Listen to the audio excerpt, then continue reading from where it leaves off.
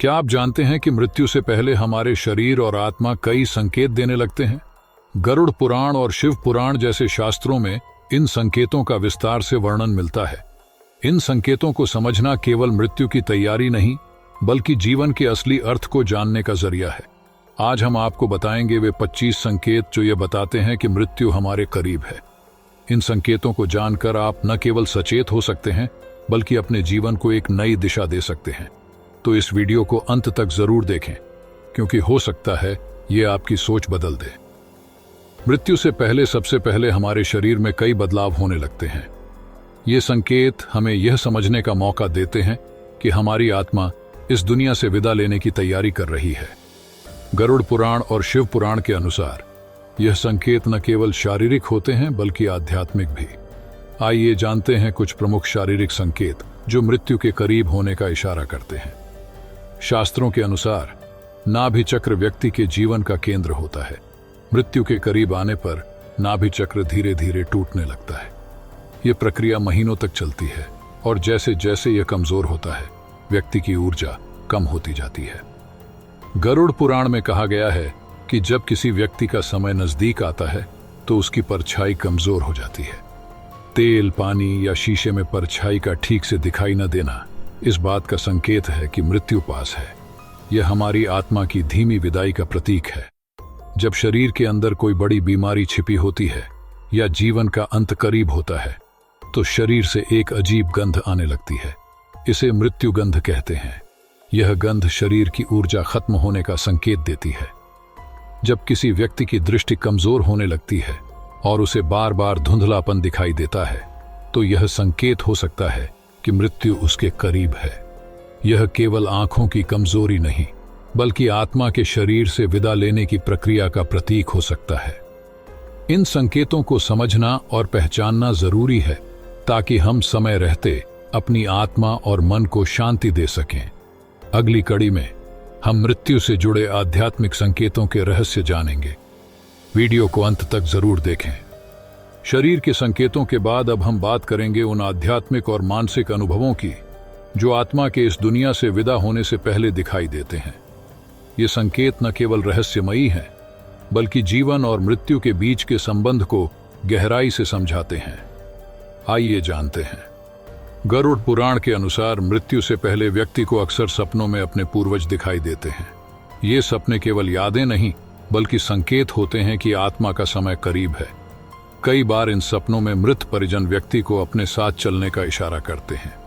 यह संकेत हमारी चेतना और आत्मा के बीच के अदृश्य संबंध को दर्शा सकता है। कई बार मृत्यु से पहले व्यक्ति को सपनों या ध्यान की अवस्था में रहस्यमयी द्वार या दिव्य प्रकाश दिखाई देता है। यह दरवाजा नई यात्रा की ओर इशारा करता है। गरुड़ पुराण कहता है कि यह दृश्य आत्मा के अगले पड़ाव को दर्शाता है। कुछ को आग की लपटें तो कुछ को चमकता हुआ प्रकाश नजर आता है। कई बार मृत्यु से पहले व्यक्ति अपने आसपास रहस्यमयी परछाइयों का अनुभव करता है। ऐसा महसूस होता है जैसे कोई उनके पास मौजूद हो या कोई अनजानी आवाज उन्हें पुकार रही हो। यह इस बात का संकेत हो सकता है कि आत्मा अपनी यात्रा शुरू करने वाली है। गरुड़ पुराण के अनुसार मृत्यु के करीब व्यक्ति को चंद्रमा और सूर्य का प्रकाश फीका लगने लगता है। यह इस बात का संकेत हो सकता है कि उनकी आत्मा इस दुनिया से विदा लेने की प्रक्रिया में है।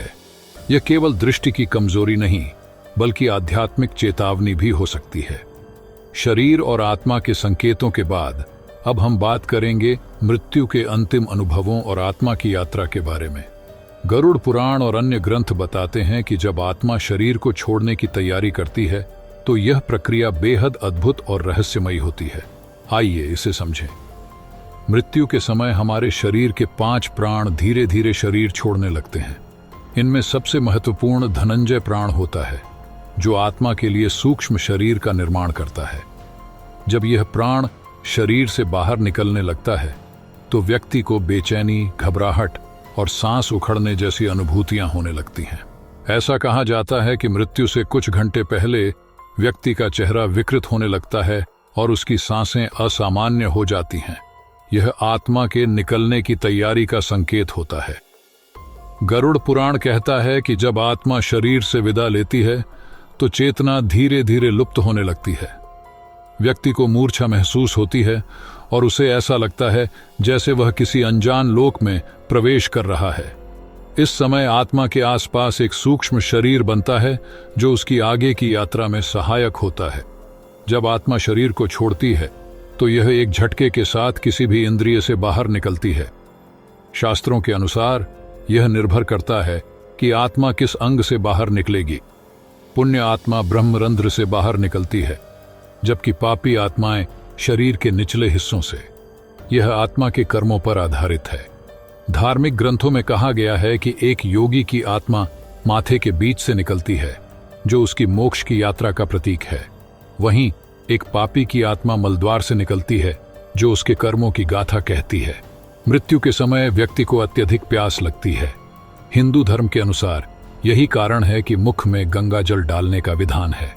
यह आत्मा को शांति और तृप्ति का अनुभव देता है।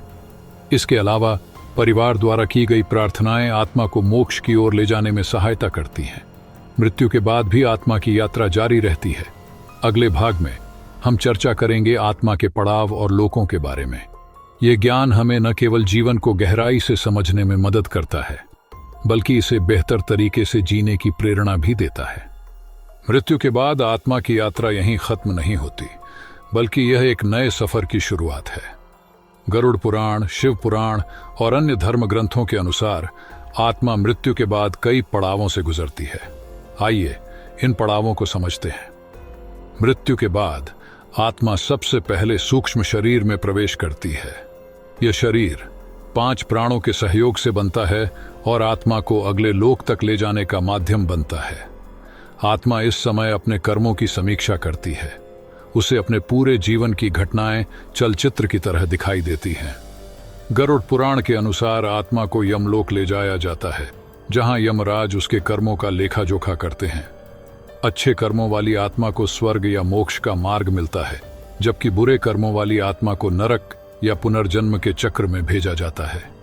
निर्णय के बाद आत्मा स्वर्ग, नरक या पुनर्जन्म की यात्रा पर जाती है। स्वर्ग में आत्मा को शांति और दिव्य सुख का अनुभव होता है। नरक में उसे अपने कर्मों का दंड भोगना पड़ता है। यदि आत्मा न तो पूर्ण रूप से पुण्यवान है और न ही पापी, तो उसे पुनर्जन्म के चक्र में भेजा जाता है। मृत्यु के बाद आत्मा का यह सफर हमें सिखाता है कि हमारे कर्म हमारे जीवन और मृत्यु दोनों को गहराई से प्रभावित करते हैं।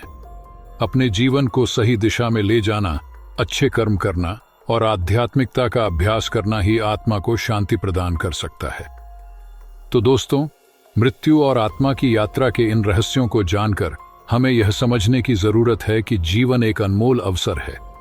यह समय है अच्छे कर्म करने का, जीवन को सही दिशा देने का और आत्मा की शांति के लिए प्रयास करने का।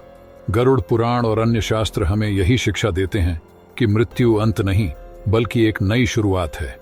अगर आपको यह जानकारी उपयोगी लगी हो तो इसे अपने दोस्तों और परिवार के साथ जरूर शेयर करें। नीचे कमेंट में लिखें जय श्री राम या जय श्री कृष्णा और हमें बताएं कि आपको यह वीडियो कैसा लगा।